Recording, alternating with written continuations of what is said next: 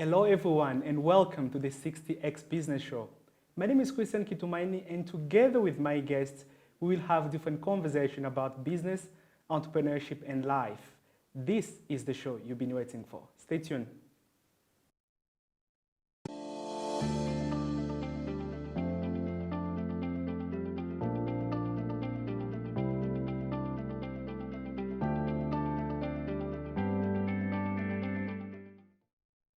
In today's conversation, my guest is an amazing entrepreneur.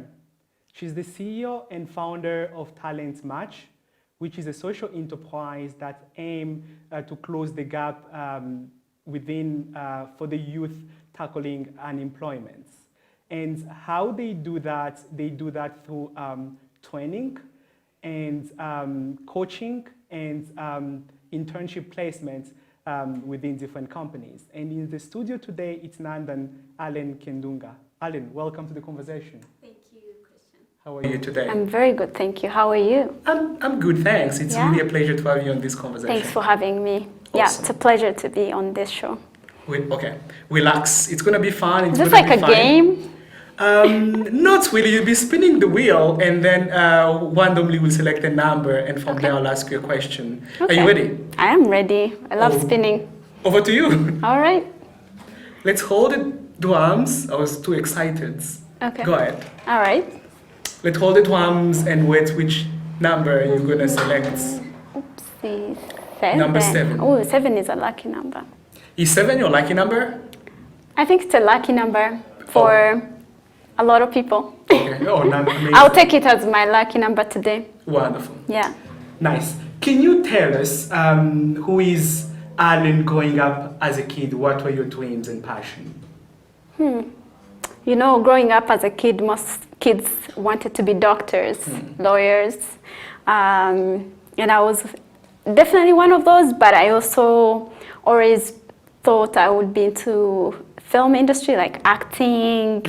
I actually did a lot of that when I was in primary school, secondary school, did some script writing, but I don't think I got to nurture it.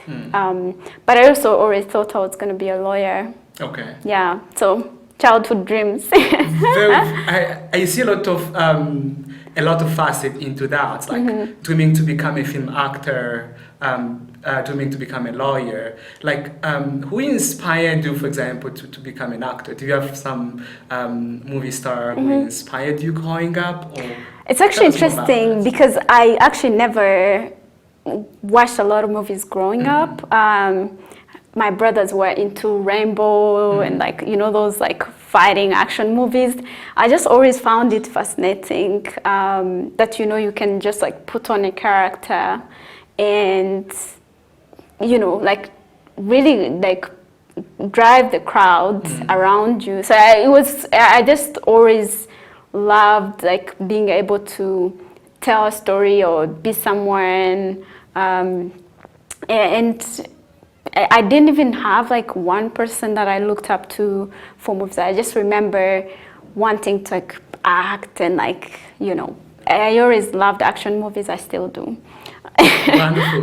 That's really amazing. And for some viewers, Alan, she's the founder of Talent Match. And my question will be, can you tell us a moment when you realized that actually I want to become an entrepreneur, I want to start my own business? Well, I started thinking about, I actually didn't label it as being an entrepreneur, but when I was younger in primary school, I always found myself trying to do like different things. I loved problem solving and I loved just like being independent and finding my own way around issues and challenges. And I remember this one time I had just finished primary school, primary 6, P7, because I went to Uganda for my primary school. And I remember the very first time that I decided I wanted a job. Yeah. And that was because I actually wanted to do my hair and I didn't want to ask my mom for money to do my hair. Because I was like, I could just work and like have my hair braided. So, and for my brothers, they were like, what? Like, you cannot be working. Yeah. You're just out of primary school. But I do remember Uganda used to have, MTN used to have this call box. I don't know if anyone lived in Uganda, they probably remember that. But I remember asking for a job to work on a call box. Okay. Which I did. I somehow got the job, and I was, helping people make calls, those dial the number, and then you call, someone, bills you for minutes. And then I really enjoyed interacting with people, clients, helping people reach their families. People would not have cell phones, so they would be calling their families from my call box. Yeah. And I enjoyed that. I was like, I'm helping someone reach someone. So I think I've always wanted to problem solve. But I think I really started to elaborate. Even now, I don't think it's so much about labeling it as an entrepreneur, but I see it as a problem solving. So I think I've always been a problem solver. I've always wanted to be independent financially, also the way I think about and approach life, I've always wanted that. Wonderful. As you've heard from Alan, since she was young, she always had that mindset to solve problems, either from securing a job when she was young in a kiosk to start nurturing a passion for entrepreneurship, which is what's a story. It's really amazing, it's really inspiring, and what you're doing now, it's the result of what you started a while back. Let's spin the wheel for another round of questions. Okay. And Let's see go this what's way. going to be the next lucky number. You got 7. 14, that's like double. Yes, double. Still a lucky number. Talent match. Can you tell us with your company, what approach do you use to ensure you succeed in the mission of tackling youth unemployment in Rwanda? Sure. So, I mean, for us, the way we view unemployment in Rwanda, it's from 2 angles. One is the lack of skills, which essentially puts a lot of young people at a disadvantage. The other part is, of course, the tight market, not having enough jobs for everyone who graduates. But the biggest part that we are tackling is the skills gap. And we realize that a lot of young people are unemployed, not because there's not enough jobs. Obviously, it's a tight market, there's not enough for everybody. But I also believe that there are gaps that could be filled if we had the right skill sets, if we had the right talent pool. So Talent Match is tackling the issue of skills gap through career development, internships, and training, as you said at the beginning of the show. And we do that through partnering with education institutions. We believe that, during your education at the university or at the secondary school, that's where the nurturing happens. That's where the actual growth, the learning happens. Obviously, even at a workplace, but we believe there are some skills that you should go out of the university ready, equipped with, and we don't have that currently. At least we're still lagging behind from what we should be having. So our approach is really working hand in hand with education institutions, especially at higher levels of learning, so university level, IPRC level, and trying to create environments that nurture talent that is dynamic and fit enough to, be on the market. The education institutions are already doing a fantastic job. There's a lot more work that can be done. But Talent Match is thinking about, okay, how do we create other avenues of learning for students and not just in a classroom? And that's our approach, yeah. Wonderful. That is really amazing. And I'm very interested to learn about your entrepreneurship program, because what on top of one of the services that you offer, it's the entrepreneurship program. Can you tell us more about that? How you helping tackle unemployment through the entrepreneurship program? Sure. What is the target market? Yeah. What are the requirements to join if someone is interested? Sure. Because I do believe that entrepreneurship contributes a lot development of the country, while also creating the jobs in the markets. Can you tell us more about that? Yeah, sure. So, I mean, everybody knows that the government has been pushing for entrepreneurs and young people starting their own business, but that's not something that comes out of the blue. You know, you don't just wake up and boom, you have a business running, right? So what we've set up, and we're actually launching it very soon, is what we've called the entrepreneurship program for university students. And what that does is we take students from within a campus who have ideas or would like to start a certain business idea. We bring them together. We help them create like companies within campus, and companies are tackling different challenges. For example, you know, graphic design or marketing and sales, or you know, software development, website development, and we're trying to create smaller companies for students to learn business and entrepreneurship skills while they're still on campus. So what we would do would have you, for example, Christian, create a mini company, 3 to 6 people on campus, and you would identify a challenge within your community that you would like to tackle. Then you come up with an idea, and then we help you nurture and think through the idea, write your business idea down, do your business model canvas, go through pitching, work on your financials. And the goal is to help young people start to test these ideas. And essentially what we want to see from this program is actually you going out and getting clients while you're still a student. So for example, if I have a software development company or a website development, we want to be able to link these small companies from campus with the outside world, where they can maybe develop websites for companies or even for the school institutions that they're in, and they will be able to make some money for themselves as students. But the biggest part is the skills that they will get. You know, they are going to learn teamwork, they're going to learn how to write their business ideas down, they're going to think through how to monetize their businesses and so forth. And these are skills that we believe they should be learning, but not just in a classroom. Wow. So we are creating an environment where students will be able to do such kind of learning by practically doing things. When is that? When are you launching that? It is still, we're still not public with the launch date, but it's going to be very soon. In the next couple of 2-3 months, yeah.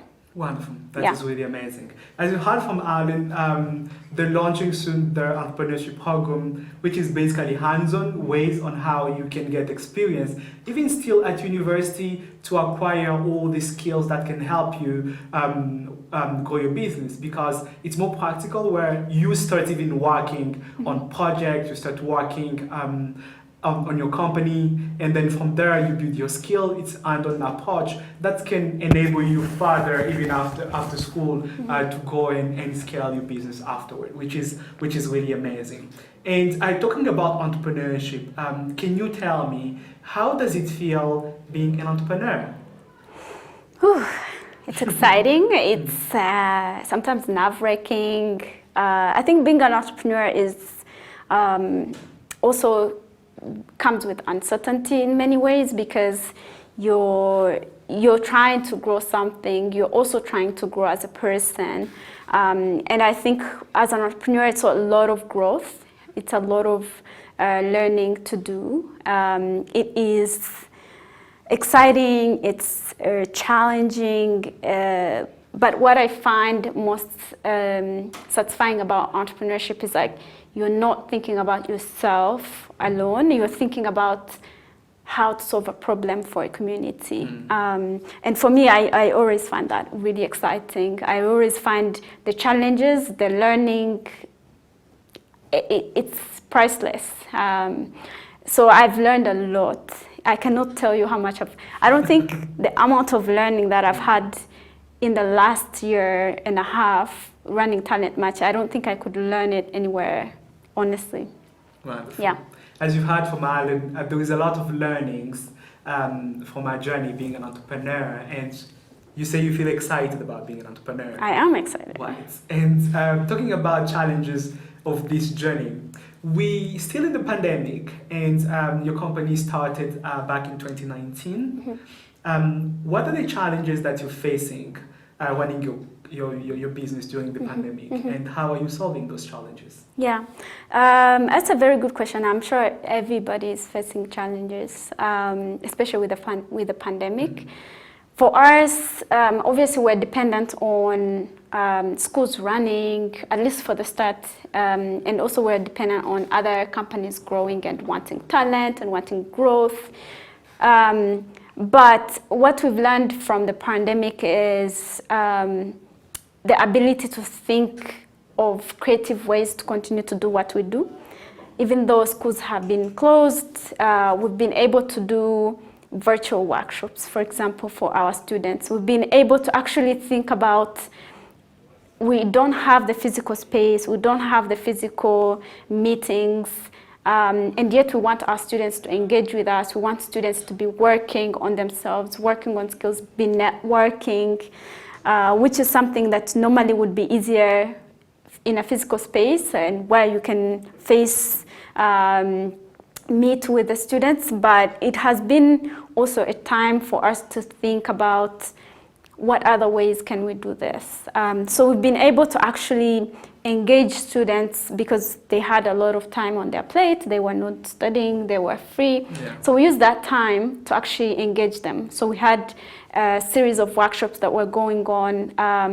We are also exploring the virtual internships with different employers. A lot of employers are still hesitant because, as you know, trusting an intern is difficult. And then having an intern virtually is, something else. But we're exploring that with a lot of employers, and some employers have really thought about it because they see that, you don't have to be physically there to get the work done. So we think that, even with the pandemic and its negative effects, there's still going to be some positive feedback and output from the pandemic and positive outcomes. We're hopeful. Wonderful. That is really amazing. Yeah. Let's spin the wheel for another round of questions. Okay. You got 7, you got 14. What's your next lucky number? 9. That was so fast. Yeah. What have you seen the challenges that youth are facing, especially when it comes to career preparation? I think the space that we're in, the skills that are needed on the market is definitely one of the challenges that a lot of young people do not have. That's one challenge, but I think now we acknowledge, and even more entities are realizing that there's a need to really prepare students who are graduating for what's on the market.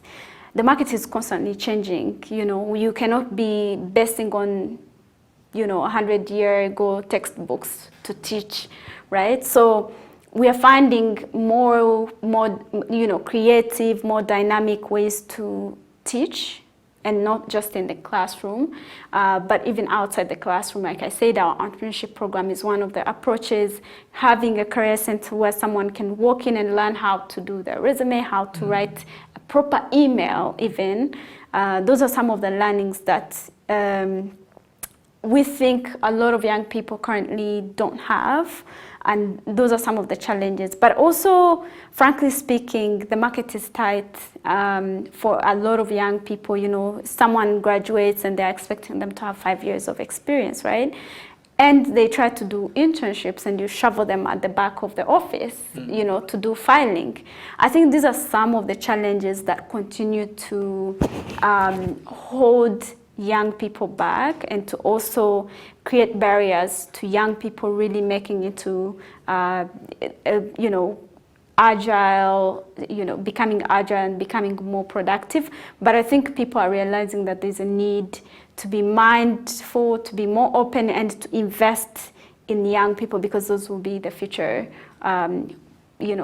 workers. So a lot of people, companies are realizing the need to invest in young people. And do you think that young people, when it comes to career preparation, when it comes to employment, like getting one of the requirements of, let's say, 5 years experience before being selected, is it discouraging, or there a lot that need to be done when it comes to different company culture and the requirement process when it comes to job application? Sure. I think there's work to be done on both sides, both on the youth seeking employment and also on companies hiring. I think today a lot of companies need to shift their perspective of, okay, I want someone with 5-year experience, because just because I have experience does not translate into me, getting that job done, right? And you could find someone who has less work experience, but they're agile, they're aggressive, they are quick learners. They could do better. So companies, I hope they're learning that it's not so much about that person's prior experience, but that person's willingness to learn and the agility and the adaptability, right? But on the other side, for young people, there's a need for curiosity. There's a need for learning, not waiting for someone to feed you information. And I think that's one of the things that we're still lacking. A lot of young people are still comfortable just because I have a degree, just because I have a certificate. They feel like that's what you need to really land into what you need or opportunities. The world is changing, and so we need to be thinking about, okay, how do I change with it? How do I continue to be adaptable in what is happening? I cannot, based on my degree, to think that I would do the work that I'm doing today. I did not study human resource. I did not study any of the work that I'm doing today. But I have to constantly learn what does it take for me to do my job, and that's what I have to focus on. And then I think that's what young people need to do: find a niche where you want to be, and then start learning. And don't stop learning in a classroom, because classrooms are just 6 years, and then you're out. Then what happens? You stop learning, So I think there's that need to build a competitive environment for young people. I think a lot of people are not competitive at all, especially for the young generation. You find people are very comfortable. So we need to create a competitive environment where you really work for something, and you're constantly trying to get better at something. And then on the side of companies and employers, we need to rethink hiring. We need to rethink. A lot of people still go the old way of through recruiting. You could build an in-house pipeline where you essentially hire from your internship program and stuff like that, and that would actually cut a lot of cost for companies. Well, you've had, Aline, shared a lot of wisdom. The world is changing. You need to be ready to learn, identify your niche, where you want to go in your career as a professional, and be more competitive around that. Build your skills. There is work to be done on both sides, both on companies hiring and also on young people seeking jobs and placements within companies. And touch basing on their competitiveness, what do you think about our education system? Do you see improvement to be done? Do you see adjustment to be done to ensure young people are ready for the marketplace? It's a very good question. I actually am working with the education institution because I believe that's where the learning happens, right? That's where the nurturing happens. I, however, think we still have a lot of, I do think like we can do better in terms of how we're educating our students, and also thinking about changes that are happening around us as education institutions, right? You cannot, like I said earlier, you cannot base on a textbook that has been around for over 100 years, right? Or 50 years ago. Obviously, there are things formulas don't change and things, but applicability changes, right? And so we need to constantly also update our materials for education institutions and the way we teach, right? The whole system of teacher going in front of me and spitting out information and expecting me to spit back the same information is not working, right? So we need to think about, how do I teach a student? I tell them what I think, and I ask them what they think, right? And I think that's what is going to build our, critical thinking, analytical thinking, and I think the education institutions in Rwanda today need to be thinking a lot about how we are teaching students, how we're supporting them to learn, doing research, right? A lot of students will go and copy paste someone's thesis. Yeah. And they bring it and submit and they get a degree. But I think we need to put in place tools to help, even like plagiarism. How do we ensure that students are actually doing the work? And this is something that we need to rethink our curriculum and to rethink how some of the information is taught and how it's been internalized. Wonderful.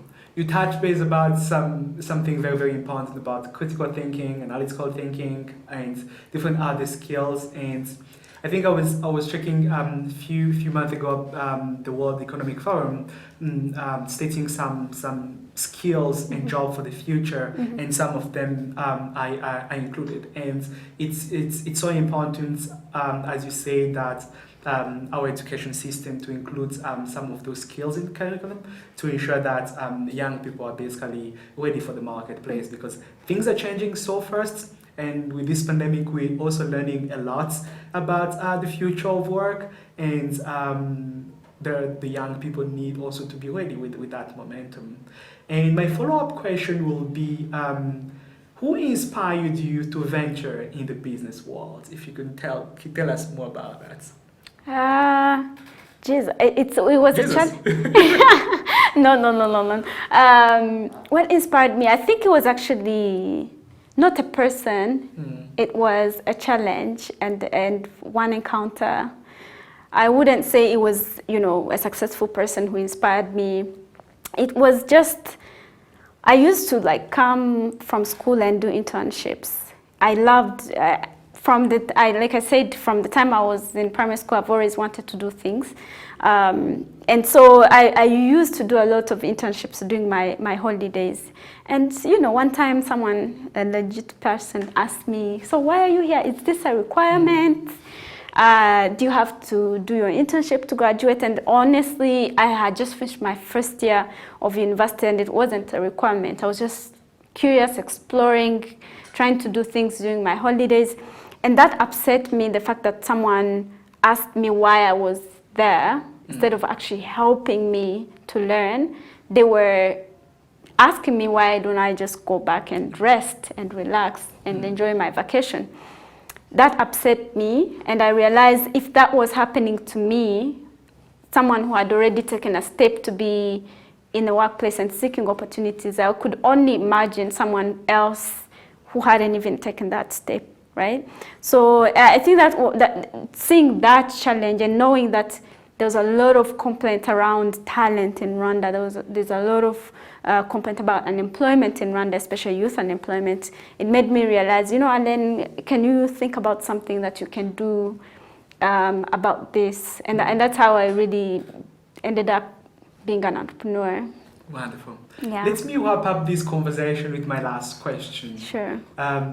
What excites you to go to work every day as an entrepreneur? Like when you wake up from your bed, you go into the job, what drives you every day? People I work with and people that I serve.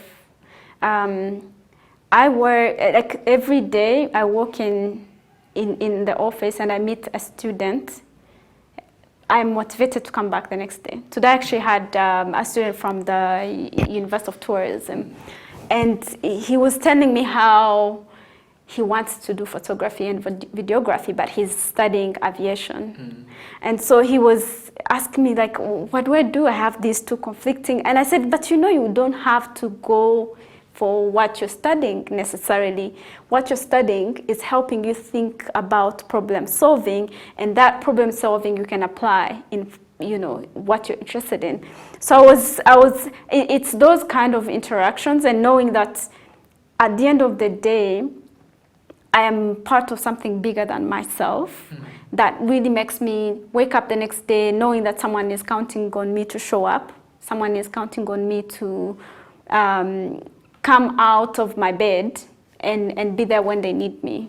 And also knowing that this is not something that I'm doing for survival. This is something that I think will be here 10 years from now, 20 years from now, because it's a system that we have to build. And so really that in itself really makes me want to wake up every morning, come to work, regardless of the challenges. Yeah. Wonderful. Yeah. And I work with wonderful people. So knowing that at the office I'm finding great people is an additional motivation. Yeah. Amazing. As you've heard from Alan, what inspires her every day to go to work, it's both her team and also the people they're serving, which is pretty amazing. We are coming to the end of this conversation, and my guest was Alan Kendunga, who is the CEO and founder of Talent Match, which is a social enterprise that's aimed to fill the gap among youth and to tackle unemployment, and how they do that through different trainings, mentorship, and they have an entrepreneurship program. Thanks a lot, Alan, for making it to the show. Thanks for having me, Christian. Wonderful. Yeah. The conversation continues on social media using the hashtag 60xbusiness. Remember to tag me. My handle is at Christian Kitumaini. Till next time, remember to wear your mask, be safe, wash your hands, and I see you down the road.